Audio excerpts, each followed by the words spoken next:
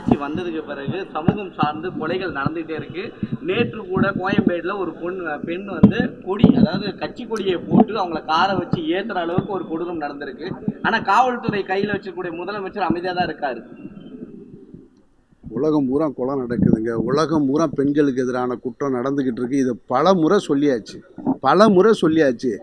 நீங்கள் கூடுதலாக அதை மிகைப்படுத்தினீங்க. கடந்த தேர்தலில் நீங்கள் அதை மிகைப்படுத்தி பெண்களுக்கு பாதுகாப்பு இல்லைன்னு உங்களுடைய தேர்தல் பிரச்சார யுக்தியாக அதை பயன்படுத்தினீங்களே தவிர இது நடக்கும்னு தான் தெரியும்ல. ஏற்கனவே நடந்துட்டு தானே இருந்திருக்கு.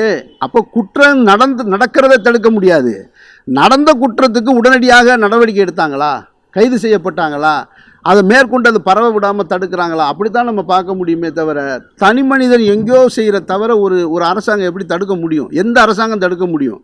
திமுக அரசாங்கம் தடுக்க முடியாது, தாவேக அரசாங்கம் தடுக்க முடியாது, அதிமுக அரசாங்கம் அமெரிக்காவிலே நடக்கலை அது.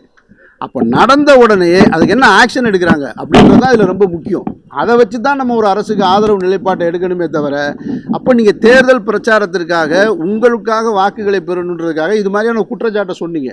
அதனால தான் இன்றைக்கி அவங்க அதை பயன்படுத்தி கடந்த முறை ஆட்சியில் இருந்தவங்க 25 நாளில் எத்தனை கொலை நடந்திருக்கு பாருங்கள். 45 கொலை நடந்திருக்கு, இவ்வளோ வரிப்பு நடந்திருக்கு,